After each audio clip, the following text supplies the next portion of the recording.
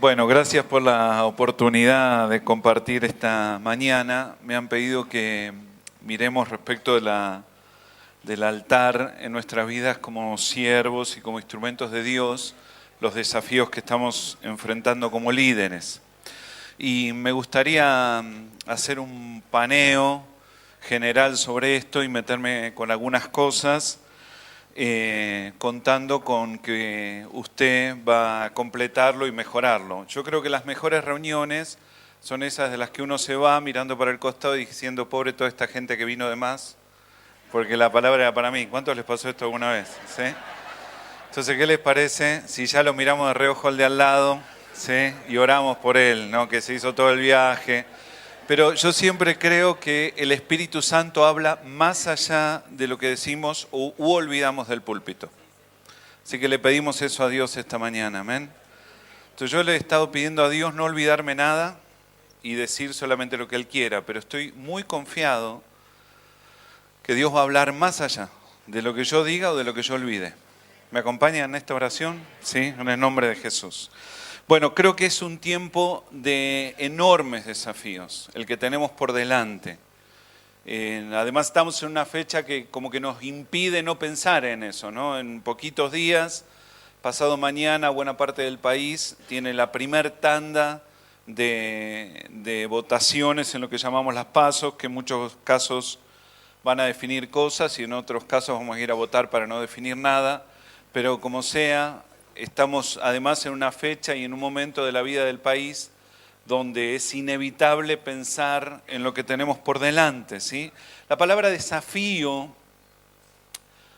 no creo que se lea, ¿verdad? Estamos complicados. La palabra desafío, bueno, es muy sencillo, ¿sí? Cuando hablamos de desafiar, hablamos de la intención de alguien o de algo de sacarnos la fe, ¿sí? Esto es lo que tienen los desafíos. La primera experiencia con algo que nos desafía es la sensación que eso que vamos a enfrentar va a robarnos o va a sacarnos la fe, las certezas, las convicciones que tenemos. Así que cuando hablamos nosotros de desafiar, hablamos de avanzar sobre el terreno o el territorio de alguien para poder tomar allí lugar y poder sacarle al enemigo, ¿sí? Poder arrebatarle al infierno la sensación falsa que tiene de certeza de que todo va a terminar bajo su dominio.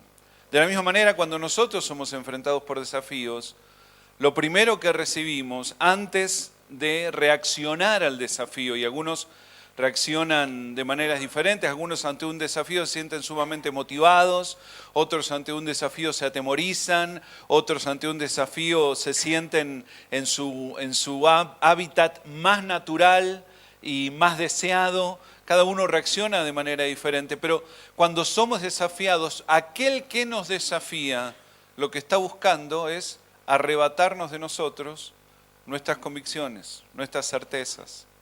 Cuando oramos por alguien que está enfermo y somos gente de fe, que cree que Dios tiene poder para sanar cualquier cosa. ¿Amén?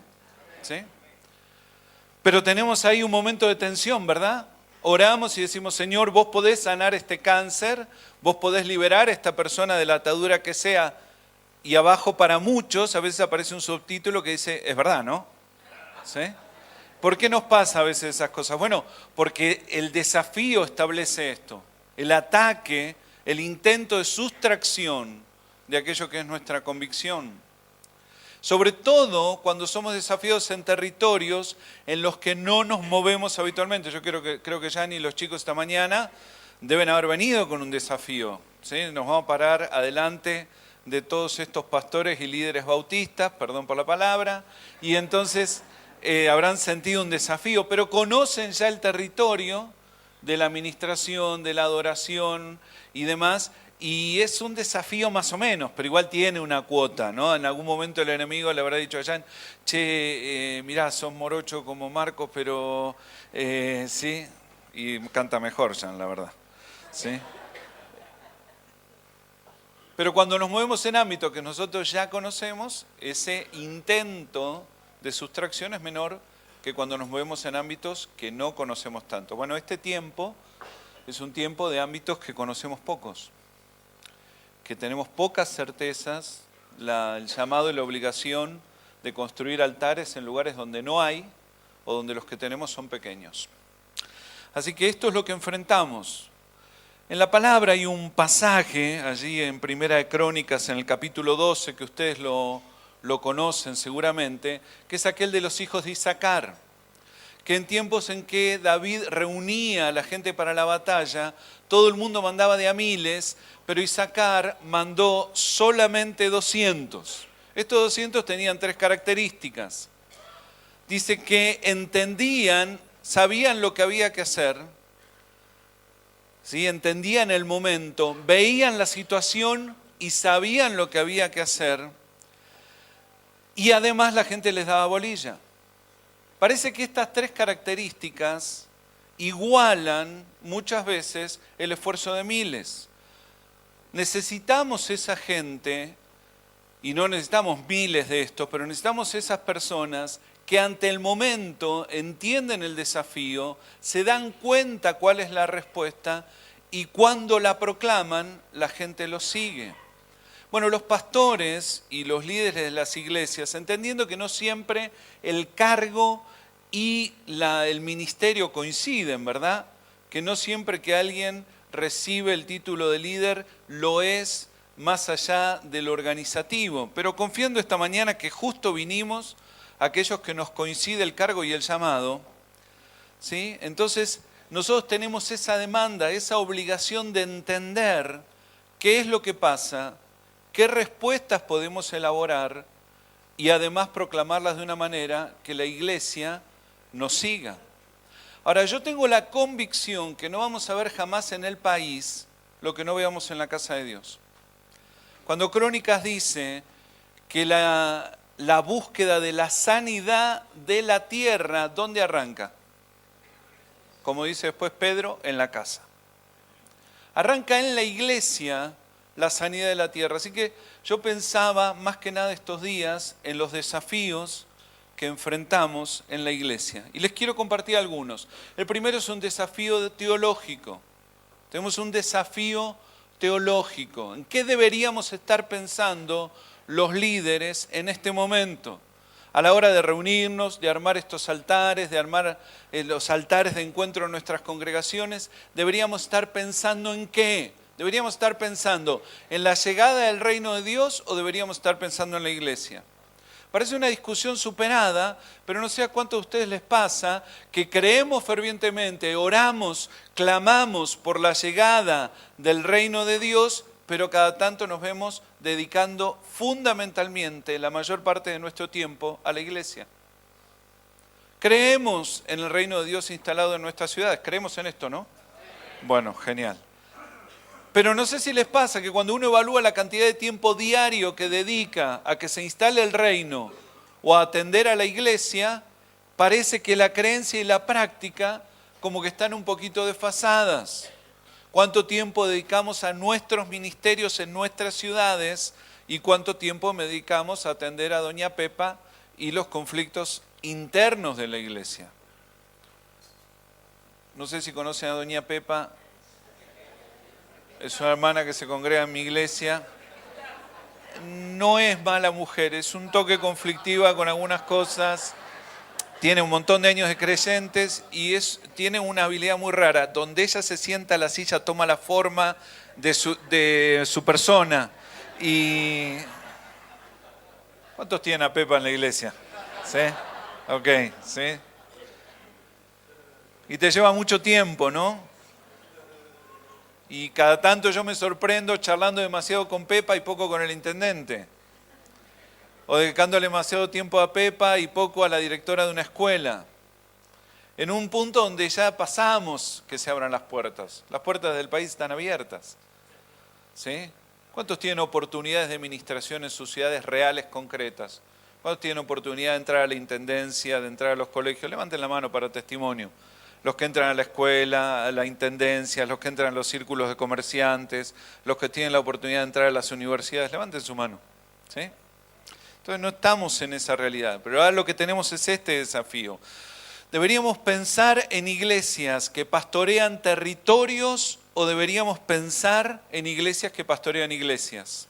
Deberíamos estar pensando cómo es la práctica concreta de pastorear una ciudad o cómo es el devenir del tiempo diario que nos lleva constantemente a estar en la iglesia. Y a la hora de trabajar, ¿en qué estamos metidos? ¿En meter el evangelio hasta el último rincón de la ciudad o estamos tratando de llenar templos? Seguimos teniendo esa frase. ¿Cómo estuvo el culto del domingo? Genial, lleno. ¿Qué quiere decir lleno? ¿Sí? ¿Qué quiere decir lleno? Hace poco tuvimos una experiencia linda en la iglesia, compramos una cantidad de sillas más y entonces, bueno, hicimos un dibujo diferente en el auditorio y al domingo siguiente había algunas sillas libres, veníamos apretados y al domingo siguiente quedaron sillas libres. Alguien miró y me dijo, pastor, ¿está viniendo menos gente? Entonces yo le pregunté, le digo, ¿el culto estuvo menos bueno que el domingo pasado porque había más sillas libres? ¿No? Entonces le conté a Pepa que no, que habíamos comprado sillas y respiró Pepa, ¿sí? Entonces, todavía seguimos conviviendo con ese tipo de cosas. Y los primeros que tenemos ese desafío somos nosotros los pastores. Que tenemos una devolución diferente de nuestra alma, no del espíritu. De nuestra alma, de nuestras sensaciones, depende el auditorio delante del cual nos paramos. Seguimos preocupados por ver grandes señales de Dios en los altares y por supuesto que las queremos. Queremos ver las señales de Dios en el altar, queremos ver la manifestación del Espíritu, queremos ver las sanidades, queremos ver la gente libre, queremos que pasen cosas en el altar, pero también queremos que pasen cosas en las calles. Y por supuesto le dedicamos un montón de tiempo a la preparación del altar del domingo y está genial y no dejemos de hacerlo. Pero si queremos ver cambiada la nación, tenemos que pasar un poco más de tiempo armando altares en la calle. Necesitamos altares en plazas, necesitamos altares en esquinas, si queremos ver el reino de Dios sobre nuestras ciudades. ¿Y cómo sería armar altares en la esquina o altar en una plaza? Y entonces ahí empezamos los debates y eso lo único que hace es mostrarnos que todavía, no importa cuánto hace que estamos hablando del tema, tenemos una lucha con el tema, con el asunto. Estamos desafiados a construir el reino de Dios en nuestras ciudades a través de la iglesia, usando la iglesia. La iglesia es un pedacito del reino, participa, no es una cosa u otra y el desafío es lograr llevar a la iglesia. Que la iglesia sea una iglesia de reino, es una iglesia que piensa en la calle, en la gente, en la transformación de la sociedad, en el cambio del colegio. Mi hermano, revise su presupuesto. Chequee cuánto tiempo y cuánta plata está gastando de las puertas para adentro y cuánta plata gasta de las puertas para afuera. Estamos terminando el frente del templo después de 30 años. El frente del auditorio. Lo estamos terminando después de 30 años. No es que no tuvimos la plata, es que cada vez que la juntábamos, a mi pastor se le ocurría gastarla en otra cosa. Y siempre era el hospital, una escuela, un orfanato, siempre era eso. Así que yo alguna vez fui y le dije, Eduardo, todo bien, los niños pobres, oremos por ellos, llevémosle unas cajas de leche, pero terminemos el frente, es un desastre. Y cuando tuve que hacerme cargo de la iglesia, lo primero que hice fue desafiar a la iglesia a un ayuno y hacer una ofrenda especial. Y cuando la tuvimos, y no sabe qué linda ofrenda, hicimos una caja de vidrio encima y se llenó hasta arriba. Y eran todos roca, apretaditos. Y yo la vi y dije, terminamos el frente. Y cuando fuimos a abrirla, el mismo día nos llama el director del hospital que les habían donado el tomógrafo y no tenían dónde ponerlo. Esa noche no dormí. Al día siguiente estábamos llevando la plata al hospital para hacer el lugar para el tomógrafo. Entonces, ¿cuánto tiempo y cuánta plata gastamos en la ciudad nos va a ayudar a ver si cuando hablamos de que somos iglesias del reino lo somos de verdad o no lo somos? Y es un análisis que tenemos que hacernos. Por supuesto, usted no se lo cuente a nadie porque tampoco es para andar contando nuestras desgracias entre nosotros. Pero en lo interno, ahí tenemos un desafío en la misión. ¿Para qué estamos? ¿Para multiplicar la cantidad de gente o para transformar gente? Esta es una discusión histórica, ¿no? Acá cerquita en TEA, yo comencé el ministerio hace como 25 kilos ya. Y uno de mis primeros retiros fue acá en Casa Bautista, en TEA. Y la discusión en un momento, no sé cuántos estuvieron, me acuerdo de Carlos Braida, me sorprende que lo vuelvan a invitar después de aquello. Carlos Braida predicó sobre la teología besoniana, no sé Marcelo si estaba, ¿sí? Y la discusión era, bueno, tampoco es andar amontonando gente. Nosotros tenemos que lograr que la gente que tenemos sea buena. Esa era la discusión hace 25 años. Entonces, ¿qué tenemos que hacer? ¿Juntar pocos pero buenos? Porque saben que si juntamos muchos, nos baja un cachito el estándar de calidad. ¿Sí? La gente se sabe Juan 3:16, el Salmo 23, y ya de ahí no le podemos asegurar nada. ¿Sí? Ya de ahí se complica. ¿Y eso está bien o está mal? Es irremediable que si la iglesia vive una experiencia de multiplicación o de crecimiento continuo, lo que nosotros, los pastores, que acá somos un problema, entendemos como estándar de calidad del creyente, no va a ser el mismo que hace 25 años. Esas iglesias en las que nos formamos, yo vengo de tercera generación bautista, esas iglesias en las que nos formamos, donde todos éramos teólogos. Imagínense, yo para bautizarme hice el curso 3 veces. De verdad, me hice el curso en Adrogué y justo cuando me estaba por bautizar nos mudamos a Bahía Blanca. Y cuando llegué a Bahía Blanca, el presidente de los diáconos, Dios lo tenga en su presencia, me dijo que el curso que había hecho en Adrogué no estaba seguro que servía. ¿Sí? Entonces me lo hicieron hacer de nuevo. Y justo cuando había bautismo en Bahía Blanca, que en esa época había 2 veces por año, yo tuve que viajar con mi familia a ver a mi abuelo que se había enfermado y me perdí el bautismo. Y para ir al bautismo de invierno me hicieron hacer el curso de nuevo, porque el otro era como para... Me bauté, y bueno, qué sé yo. Imagínense, yo era, después de 3 cursos de bautismo, véngame a hablar del bautismo. O sea, tenía 16 años y la tenía muerta con el bautismo. Bueno, hoy mis chicos de 16 años quizás no manejan tanta teología como algunos de nosotros manejábamos en aquella época. Son menos útiles, son menos creyentes, son menos valiosos. Porque esta es una realidad, que por más que pulamos los métodos y mejoramos cada vez más el trabajo de discipulado, si la iglesia vive una experiencia de multiplicación real, es un gran desafío lograr discipular la gente al ritmo que a veces lleva el crecimiento. Y no sé si Hugo o Marcelo van a hablar algo de esto, pero es un desafío. ¿Qué deberíamos estar nosotros? Parando cada tanto y diciendo, demasiada gente, no les puedo mantener la calidad. Le hice la ISO 9001 y no,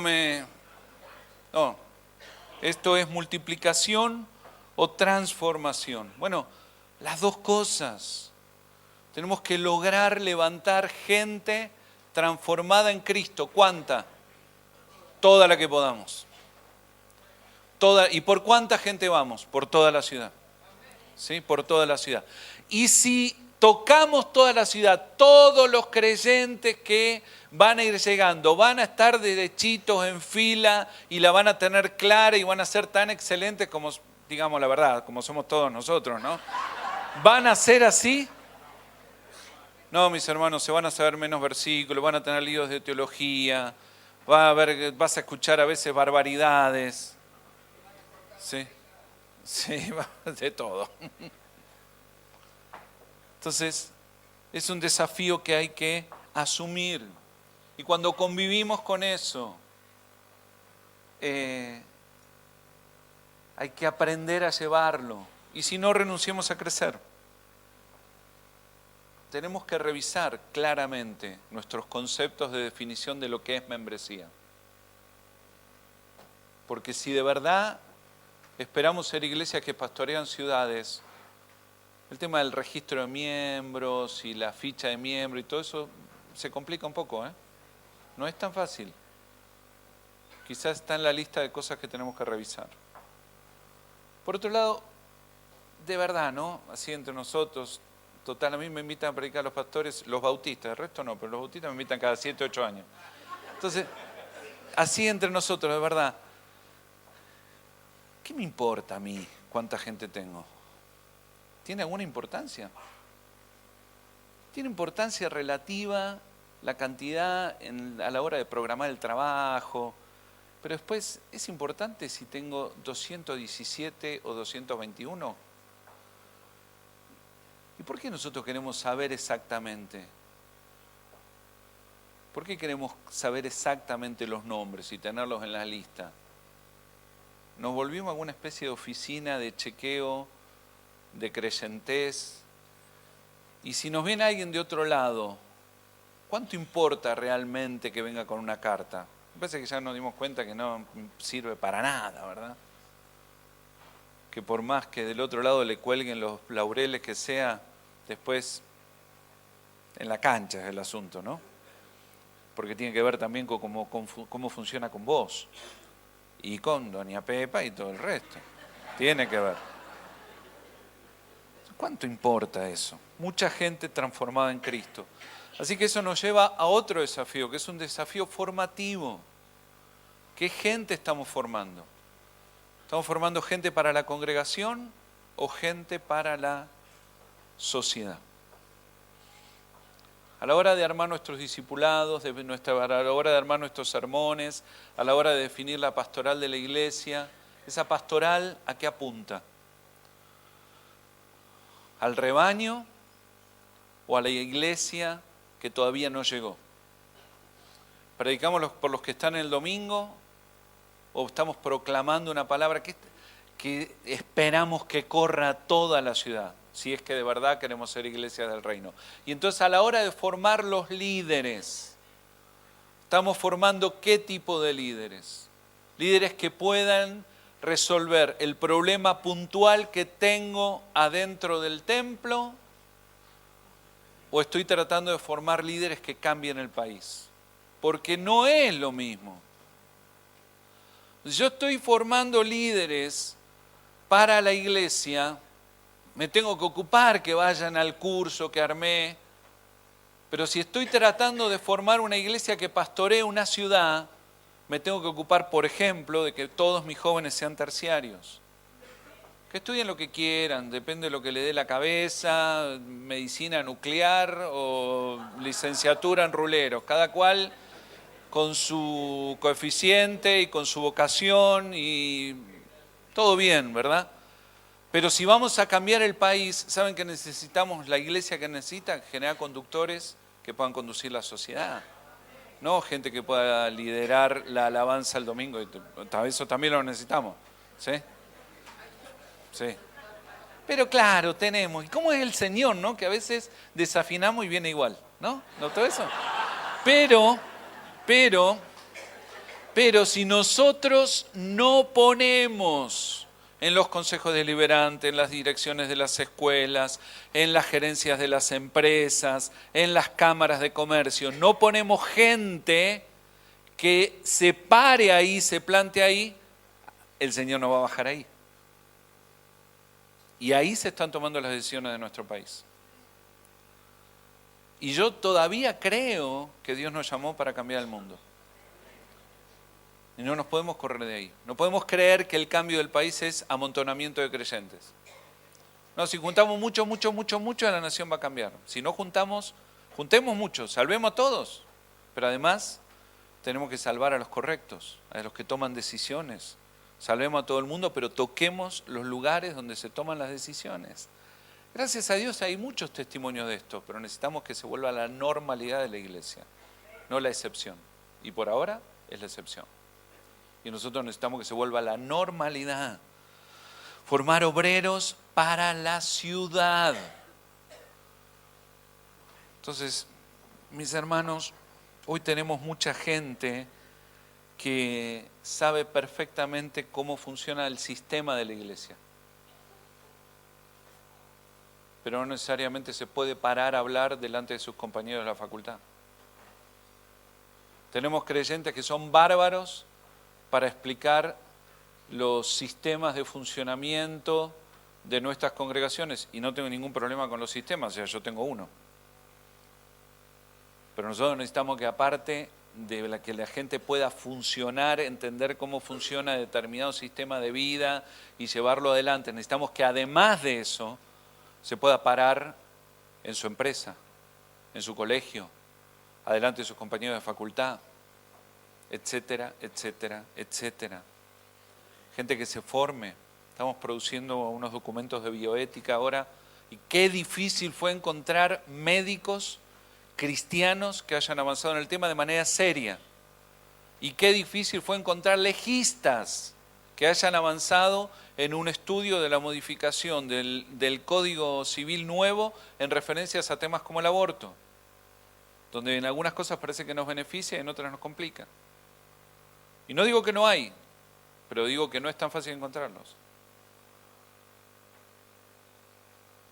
Pero cuando queremos levantar líderes de célula, tenemos una fila, ¿no? No sé, son las cosas que me estoy diciendo a mí mismo. Tenemos un desafío que es vocacional. Esos líderes que queremos formar para la sociedad, los queremos formar de acuerdo a los dones y el llamado que han recibido, para que se desarrollen ellos o para que desarrollen el cuerpo. Porque como venimos de varios años de muy buenos mensajes motivadores, vamos que podemos, dale con todo. Hasta hace poco predicábamos, vamos por todo, hasta que alguien más leyó el eslogan y se lo afanó, ¿no? Pero, digamos, hasta hace unos años estaba en todos nuestros congresos el eslogan, vamos por todo, vamos por más, ¿no? Bueno, está muy bien, sigamos motivando a los jóvenes. No dejemos de motivarlos. Pero tenemos que reconocer que parte de esa manera de predicar y de ese estilo motivador levantó mucha gente que viene y te dice, pastor, tengo un llamado, mi llamado, y a mí cuando me dicen mi llamado, yo te digo, es tu llamado, quédatelo, mi amor. No, porque mis dones son tuyos, tenelos nomás. Yo quiero trabajar solamente con gente que me dice que los dones eran de Dios y se los prestó, los puso en su vida para beneficio del resto. Yo no creo que yo tengo un llamado. Yo creo que yo soy un pedacito del cuerpo que Dios le encajó un laburo. No creo que los dones son míos. Por algún error en la administración celestial, cuando salió el reparto, me tocaron algunos. No están puestos para mi beneficio, sino que están puestos para que se beneficie todo el cuerpo. Pero como ya no pastoreamos nuestra gente, y por favor, nadie acá tiene la fantasía de que pastorea a su gente, ¿verdad? Nosotros pastoreamos compartido con YouTube, con Facebook, con Enlace, con Canal Luz, con Cash Luna, con Maldonado, con César Castellano, y todo bien, toda gente de Dios. Pero tienen influencia sobre nuestra gente, ¿o no? Hace unos años, qué lindo que era, hace unos años el libro que nosotros poníamos en la librería de la iglesia era lo único que se leía. Teníamos como un códex evangélico, ¿no?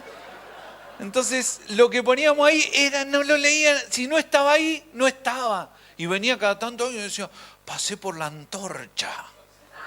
Era la librería de los pentecostales que sabíamos que eran creyentes, o prácticamente creyentes, y venían con un libro, qué sé yo, de Horton, o se habían conseguido algo de Watchman Nee.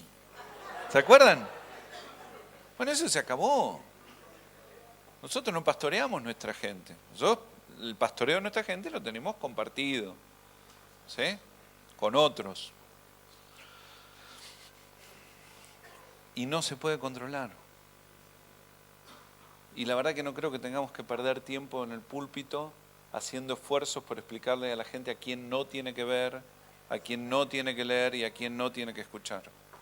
Sino que tenemos que multiplicar nuestros esfuerzos para ser mejores líderes nosotros, aumentar la calidad de nuestro liderazgo, aumentar nuestra influencia espiritual y que la gente nos elija constantemente como uno de los 200 de Isaacar, que entiende el momento y tiene una propuesta para hacer, porque entonces nos quieran seguir.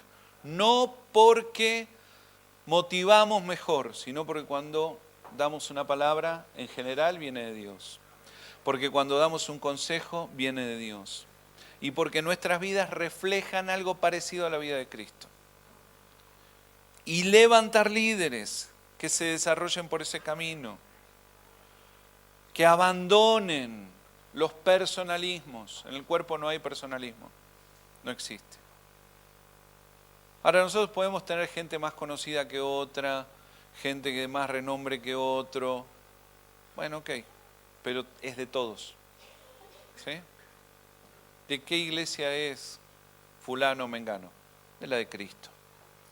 Por ahora está sirviendo en tal o cual lado. Veremos. Por ahí Dios lo lleva a otro lado, o los hermanos lo mandan a otro lado, ¿no? Dependiendo. Nuestro llamado está en el contexto de un cuerpo. Está en el contexto de una individualidad. Estamos predicando demasiado del Antiguo Testamento, ¿no? Demasiado sermón del Antiguo Testamento. Entonces, demasiado llamado individual. Tenemos que mirar un poquito más la dinámica de Jesús, que ya muy enseguida los metió en un equipo, ¿no? Ahora, yo no digo que está mal que prediquemos de Moisés, de hecho, prediqué de eso el domingo pasado. Pero eran situaciones de otro tiempo de la iglesia, del pueblo de Dios.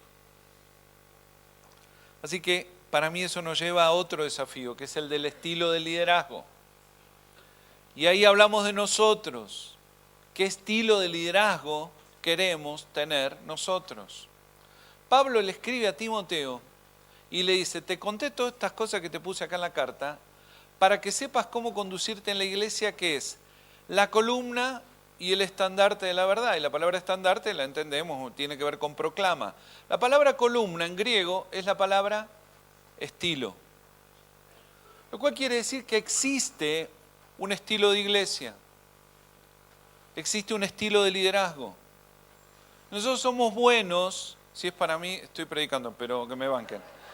Nosotros somos buenos, ¿sí?, para definir sistemas. Somos buenos organizando. Somos buenos definiendo visiones. Y eso está muy bien.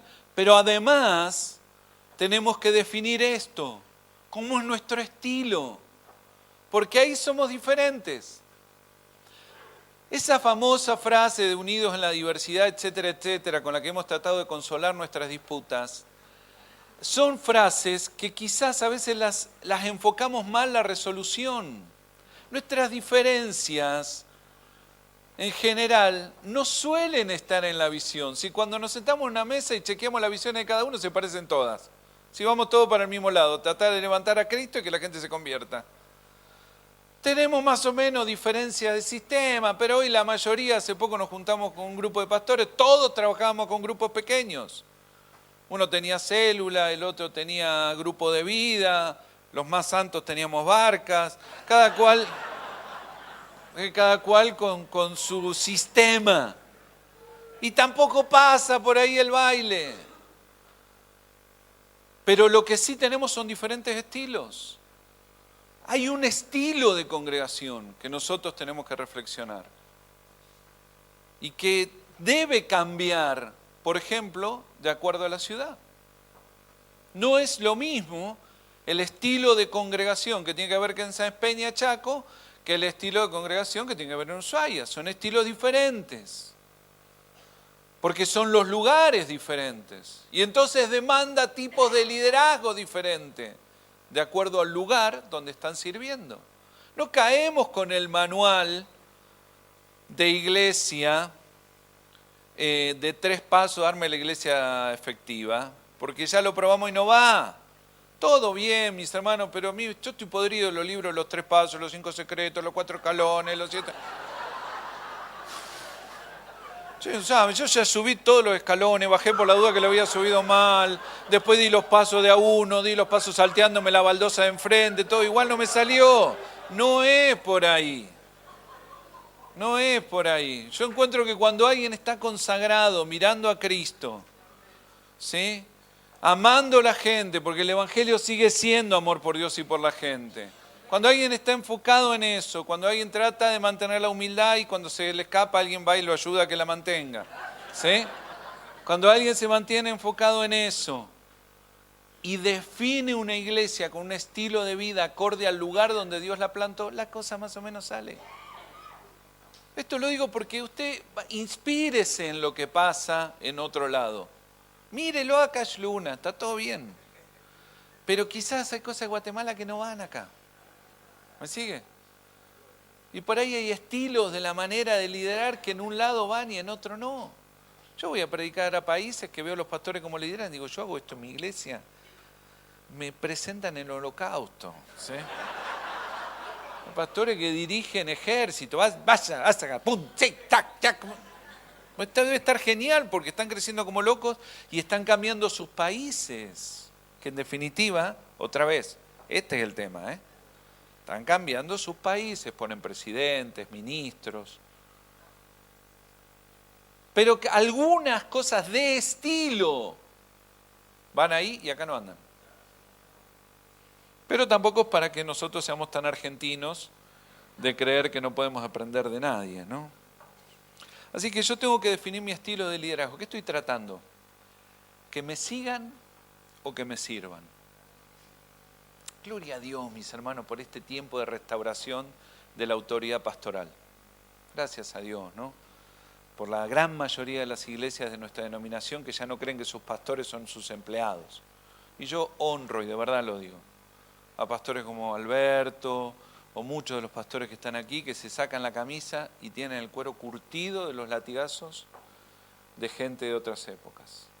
Y los honramos, Alberto, en tu figura, honramos toda una generación de gente que nos dio esto que tenemos hoy. Los bendecimos y delante de Dios le damos gracias. ¿Sí? Porque ustedes son los tipos por los que hoy nosotros estamos acá. ¿Sí?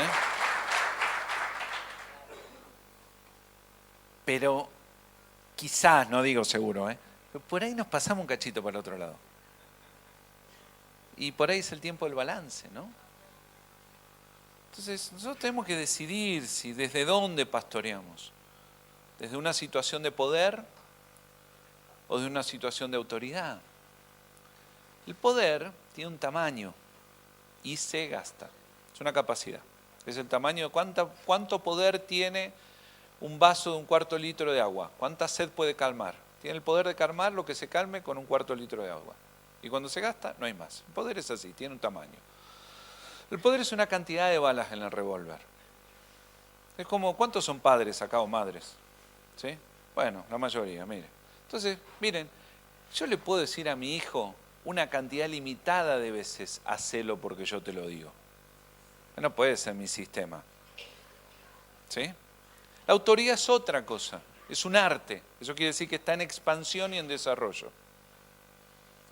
Es el arte de lograr que el otro haga lo que vos decís, porque capta la conveniencia y el beneficio para su vida, así que lo hace voluntariamente. Déjeme contárselo con una anécdota de 1 minuto. Cuando mi hermano y yo nos criamos en un estado semisalvaje, ¿sí? Además mi papá nos paseó por todo el país, vivimos en Tierra del Fuego, en Villa Elisa, en Bahía Blanca, bueno, en todos lados, ¿no? Y en un momento de la vida, mi papá ya no sabiendo cómo tratar de contenernos, en una casa que vivíamos dejó un sapín. ¿Todos saben lo que es un sapín? ¿Sí? El palo ese con la punta abajo para abrir la tierra para el jardín. Bueno, dejó un sapín al lado de la puerta que daba al fondo. Y entonces cada tanto nos amenazaba que nos iba a dar con el sapín por el lomo. Entonces uno salía al patio y miraba de reojo el sapín. No lo tocaba a nadie. Mi mamá barría el patio, esquivaba el sapín. Estaba ahí, era como el quinto integrante de la familia. Bueno, un día, aburridos con mi hermano, encontramos una caja de cartuchos de escopeta en el galpón de mi papá. Las desarmamos y las pusimos adentro de una lata de durazno. Hicimos un colchón de pólvora interesante. Y entonces mi hermano me dice, le tiramos un fósforo a ver qué pasa. Entonces yo le dije a mi hermano, pará, ¿sí? Pero evidentemente un pará que no dio efectivo porque mi hermano ya estaba con el fósforo. Lo tiró dentro de la lata mientras yo corría a sacar a mi hermano y por supuesto hubo una explosión, se rompieron vidrios, mi hermano y yo terminamos todos rojos, perdimos el pelo de la cara, las cejas, el pedacito de lata clavado en el cuerpo, salimos corriendo al hospital. Bueno, final del día estábamos mi hermano y yo todos encremados, desnudos, sentados el uno frente al otro en la cama y mi hermano tuvo como una teofanía, tuvo como una revelación. Me miró y me dijo, para mí que papá no nos va a dar nunca con el sapín. ¿Sí?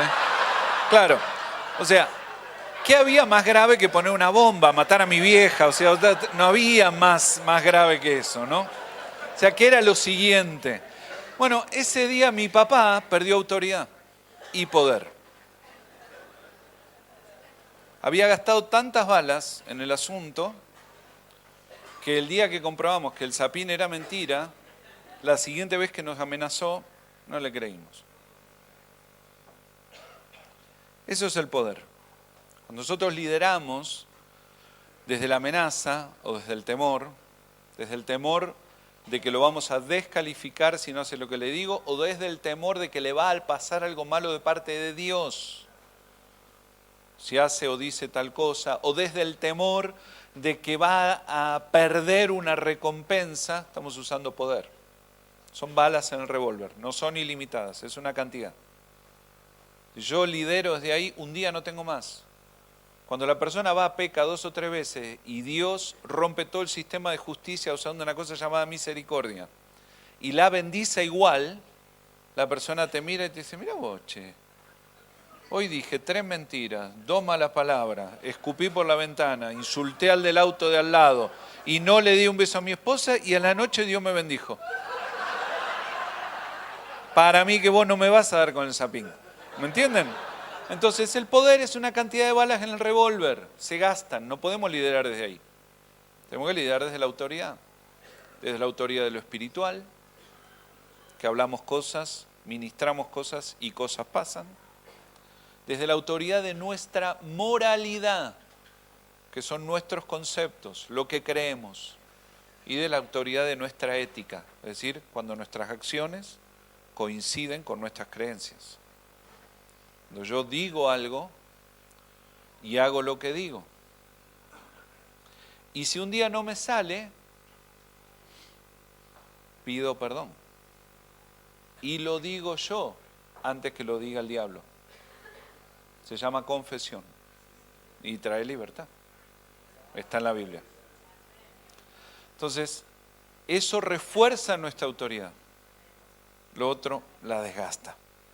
Si nosotros seguimos generando ese tipo de liderazgo, la siguiente línea de trabajo después de nuestra línea pastoral, eso se vuelve todavía más complicado. Y entonces se pierden los beneficios de hacer la obra en paz. Mis hermanos, uno más antes que el pastor de Z me mire mal.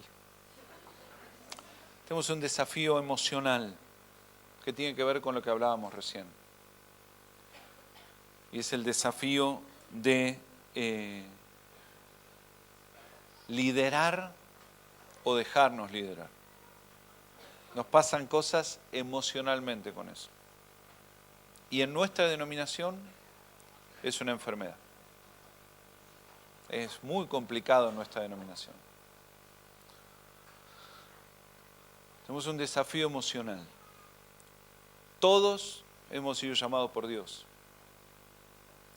Y por ende sentimos una carga y una responsabilidad por responder correctamente al llamado, por administrar correctamente los dones, por extender correctamente el reino, el evangelio, por hacer que el evangelio llegue cada vez a más gente. Pero además estamos en el tiempo donde tenemos que terminar de entender que no podemos hacerlo solos. Pareciera como totalmente fuera de tiempo hablar de unidad. Pero saben, hace unos años estamos trabajando mucho con Mensaje de Salvación, con Carlos. Y me ha aumentado la sorpresa a lo largo de todo el país de ver que hay que volver a hablar de unidad, de volver a los consejos pastorales, de soportar al otro, de trabajar con el otro aunque el otro sea imbancable, de tenerle paciencia, de que lo que Dios puso en mi iglesia no es mío porque de hecho la iglesia no es mía. Nosotros en nuestra denominación tenemos una fortaleza espiritual demoníaca histórica en la división, en el debate. Valoramos la individualidad de cada uno y valoramos la defensa de las ideas personales y ojalá no lo perdamos nunca. Creemos en el valor de la reflexión. Creemos en el valor de lo que Dios pone en cada mesa y en compartirlo y respetarlo. Pero a veces eso se va tan de madre que termina siendo una desconexión que nos lleva, por ejemplo, a dificultades de pedir ayuda, a dificultades de pedir que me ayude en un tema o en un rubro de mi vida o eventualmente me pastoree a alguien en un rubro o en un tema de mi vida con el que yo no puedo solo. Tenemos un énfasis tan fuerte en la iglesia local que perdemos constantemente la mirada global. Basta solamente mirar las asociaciones de iglesias y de pastores de todo el país y ver la cantidad de lugares en el país que las asociaciones pastorales languidecen o directamente no se reúnen nunca para darnos cuenta que creemos en el valor de la unidad, pero a la hora de la práctica, más o menos. Nuestros encuentros de pastores están en nuestra agenda cuando entran o coinciden porque casualmente no chocan con ninguna otra actividad. Ahora, yo no estoy hablando esto para la defensa de la Asociación Nacional de Pastores Bautistas. Yo también, porque aparte me han pagado para esto, les quiero decir. ¿Sí? No estoy diciendo eso para esto, porque no estoy defendiendo el denominacionalismo, pero sí estoy defendiendo a muerte que terminemos de matar la sensación de independencia, la sensación de encapsulamiento, la sensación de que no necesito a nadie, yo con Dios me arreglo. Que volvamos a levantar la bandera de la humildad, de ir a buscar de la comida que hay en la mesa de otro, de beneficiarnos con lo que Dios puso en otro lado. Me crié bajo la bendición de un siervo de Dios que desde que arranqué el ministerio me explicó que solo no se puede, ¿sí? No se puede. Y el día que no lo tuve más al lado, a la semana estaba buscando en qué mesa me iba a sentar para que me siguieran hablando y enseñando y demás. Y Dios me ha bendecido con la posibilidad de eso. Entonces, si nosotros no logramos hacerlo de una manera espontánea, vamos a seguir inventando apóstoles interplanetarios, obispos interestelares. Y mis hermanos, no tengo ningún problema con el ministerio apostólico, como habrán visto en Argentina, oramos por vos y demás. No solo que no tengo problema, sino lo valoro, lo respeto y lo sigo. Pero tiene que ser del Espíritu. Los apóstoles que yo conozco, cuando le decís soy apóstol, te dice, no, pastor. Por lo menos que conozco yo. Cuando les digo apóstol, me dicen que no. Y lo son. Pero no te lo aceptan. Y la tarjeta dice fulano de tal. Y abajo chiquito dice pastor. Tengo un amigo, pastor, que no tampoco es para mandarlo acá al frente, que tiene una colección de tarjetas ridículas. No sé si está bien que cuente esto.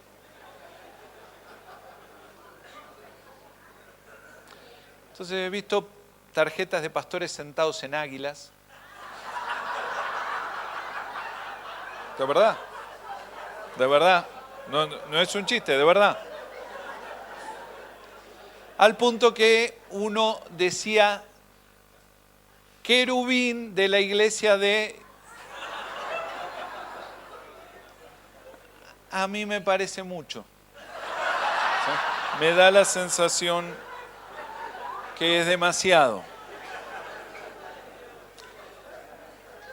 Entonces, si nosotros no promovemos los principios espirituales, se establecen los carnales. Entonces, una buena mañana para que nosotros renunciemos a colgarnos nosotros todo título que no sea siervo. ¿Sí? Que nosotros renunciemos acá esta mañana. Que si por casualidad en una de esas, tal vez a lo mejor, alguno acá tiene un ministerio apostólico, y gracias a Dios veo 2 o 3 aquí esta mañana que lo tienen, y además están en esta lista de gente que conozco, que cuando le decís apóstol te dicen, no les gusta, o siguen siendo siervos. El resto de nosotros, que no hemos recibido todavía ese ministerio ni ese llamado, hacemos bien en renunciar a cualquier puesto, cargo, título en la tarjeta, nominación, frase de gente o demás, diferente a la palabra siervo.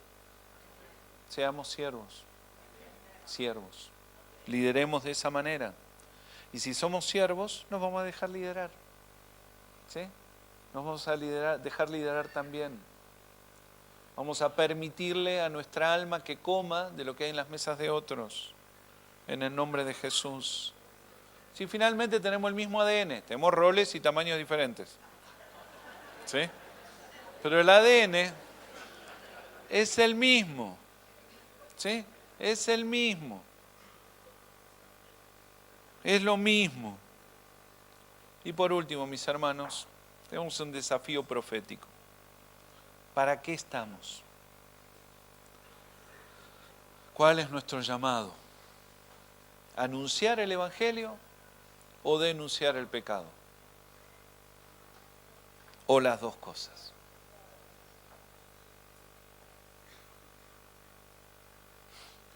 Anunciar el Evangelio en todos lados. Hace 2 semanas fuimos a la oficina de un diputado que vive en mi ciudad. Fuimos con el pastor Cardamón y un grupito de pastores. Y noté que los pastores estaban todos muy cuidadosos como de no parecer demasiado evangélicos. ¿Sí? Entonces en un momento lo miré y le dije, che, ¿vos no sentís opresión demoníaca acá? Entonces el tipo me mira y me dice, ¿qué es opresión demoníaca? Y le digo, ¿y no te pasa acá que te cuesta respirar y a veces sentís que hay presencia? Todo el tiempo me pasa eso. Mirá. Entonces me cuenta y me dice, de hecho esta mesa que estamos trabajando es una nueva porque mi esposa, que es muy católica, cuando entramos a esta oficina, la otra la mandó quemar. Me dice, porque sentía que había algo de espíritus. Mira. Me dice, y la mujer anterior que trabajaba en esta oficina me dijo que en esta oficina habían hecho conjuros. Digo, ¿no querés que rompamos la opresión demoníaca? ¿Qué hay que hacer? Me dice el tipo. Mira, vamos a orar, vamos a tomar autoridad, digo, vamos a reprender los demonios. Dale, me dice. Y tuvimos un lindo rato, como 40 minutos, de oración, de ministración. Al final el tipo estaba llorando, recibiendo a Cristo, y cuando terminó todo eso, yo me estaba pensando, ¿será que acá no vuelvo nunca más? Y el hombre me agarra y me dice, ¿podés entrar a mi oficina 2 minutos? Me dice, mira, me dice, no sé cómo lo puedo acomodar. Me dice, ¿pero podemos hacer esto otra vez? Claro, sí. Entonces, a veces estamos desfasados. Por un tiempo íbamos a cualquier ámbito y salíamos con cosas totalmente fuera de lugar. Y ahora como que nos pasamos ya a un punto donde queremos caerle bien a todo el mundo. Mi hermano, el Evangelio tiene que molestar. En algún punto va a molestar. Si no, no es el Evangelio. ¿Entiendes? En algún punto va a ser molesto, ¿no? O sea, yo me he inspirado mucho hablando de liderar y de ser liderado. Cada vez que voy a Neuquén, tengo mi mini sesión de agarrarlo a Hugo y preguntarle, cuando está con este, ¿qué le decís? Cuando está con el otro, ¿qué? Y él te cuenta como, Hugo está un poquito chapa. ¿Va a predicar, Hugo? Uy, no te había visto, Hugo, perdón. No sabía que estabas. ¿Esto lo estamos filmando o no? Ah, después que yo viene. No, Hugo es re buen tipo y es muy...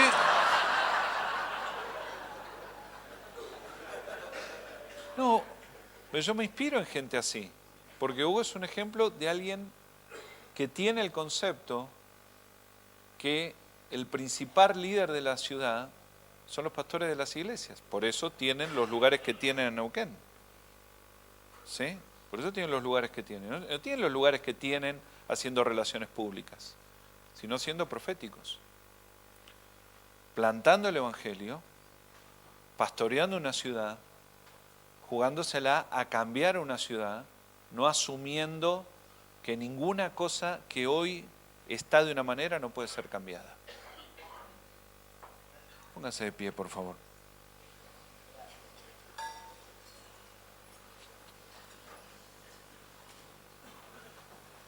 No sé para dónde queda tu ciudad, pero quiero pedirte que levantes la mano y le apuntes. ¿Sí? Alguien que nos guíe. ¿Para dónde es el norte? Para allá. ¿Para allá es el norte? ¿Algún cordobés que nos ayude? Ian, ¿para dónde queda el norte? Tú. Estamos sonados. Para allá es... Ah, estamos en el horno, mis hermanos. Esperen. ¿Alguien tiene una aplicación del iPhone, algo que diga dónde es el norte?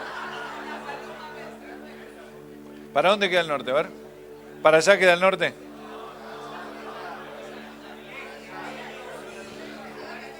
¿Para allá es el norte? Listo. Le voy a creer al pastor Hugo. ¿Sí? Para allá es el norte y para allá es el sur. ¿Listo? Apúntale para donde, más o menos para donde queda su ciudad. Y bendígala. Bendiga su ciudad esta mañana. Pídale a Dios que le dé la honra, que nos dé la gracia de pastorear nuestras ciudades, de ser referencia, de ser pastores de ciudades, pastores de colegios, pastores de universidades, pastores de intendencias, pastores de consejos deliberantes, pastores de hospitales, en el nombre de Jesús. Que seamos pastores de ciudades, en el nombre de Cristo Jesús, en el nombre de Jesús. Que Dios se glorifique, que levantemos líderes, que nosotros seamos ese tipo de líder, pero aparte que levantemos líderes para pastorear ciudades. Mis hermanos, que Dios nos permita levantar congregaciones importantes, porque un ejército grande hace cosas más grandes. Pero que Dios nos dé ciudades, que Dios nos dé nuestras ciudades. En el nombre de Jesús. En el nombre de Jesús. En el nombre de Jesús. En el nombre de Cristo. Consagrarle tus manos a Dios esta mañana para decirle: Señor, quiero consagrar mis manos y declarar que estas manos abrirán picaportes que jamás pensé que podían abrirse. Pero que sé que si vos vas adelante, va a pasar. En el nombre de Jesús. Sé, Señor, de todo corazón que si vos marchás delante mío, entonces eso va a pasar. En el nombre de Jesús. Señor, glorifícate. Glorifícate. En el nombre de Jesús, glorifícate. Señor, bendice la iglesia. Porque finalmente lo que define, Señor, es tu pueblo. Bendice la iglesia. Bendice la iglesia en el nombre de Jesús. Bendice la iglesia. Bendícela, Señor. Bendice la iglesia. Glorifícate. En el nombre de Cristo Jesús, glorifícate, úsanos. Señor, quita todo personalismo de nosotros, Señor. Derriba, Señor, nuestros orgullos, nuestras vanidades. Ayúdanos con la humildad. En el nombre de Jesús, como pastores, como líderes, como gente que queremos ser tus siervos, ayúdanos con la humildad, Señor. Ayúdanos a ser un tipo de gente simple, sencilla. En el nombre de Cristo, glorifícate Glorifícate, Señor, en el nombre de Jesús. En el nombre de Jesús, Señor, que venga tu reino sobre nuestras ciudades. En el nombre de Jesús. En el nombre de Jesús. Que venga tu reino. Que venga tu gloria. Que venga tu reino, Señor. En el nombre de Jesús. En el nombre de Jesús. Padre nuestro, que venga tu reino. En el nombre de Cristo. Padre nuestro que estás en los cielos, que venga tu reino, Señor, sobre nuestras ciudades. Nombra tu ciudad delante de Dios y clama a Dios. Esta mañana nos animamos a pedirle al Espíritu Santo revelación, que nos hable, que nos dé estrategias. Pero esta mañana hacemos algo más, tomamos un compromiso. Mis hermanos, tome un compromiso delante de Dios esta mañana. Tome un compromiso. Voy a ir a golpear la puerta del Consejo Deliberante. Voy a ir a bendecir la comisaría. Voy a ir a bendecir la intendencia. Voy a golpear puertas de colegios a ver qué puedo ayudar. Nosotros no conocemos otro camino más efectivo para el liderazgo que servir. Nos llamaron para esto. No sabemos una forma más importante de aumentar y de lograr influencia que servir. Entonces esta mañana hace un pacto con Dios. Señor, voy a ir a golpear la puerta de la directora de la escuela. Voy a ir a golpear la puerta de la universidad, del hospital. A ver qué puedo hacer. Voy a ir al orfanato. A ver en qué puedo ayudar. Y ojalá, Señor, todos te conozcan, pero aunque nadie te conociera, iría igual. El Evangelio es amor por vos, Señor, y amor por la gente. Y aunque nadie viniera a mi congregación, a la congregación que pastoreo, iría igual, Señor. Haría cualquier cosa que fuera bendición para mi ciudad, que sea bendición para mi gente, en el nombre de Jesús. En el nombre de Jesús. En el nombre de Jesús. Que venga tu reino. Y tuyo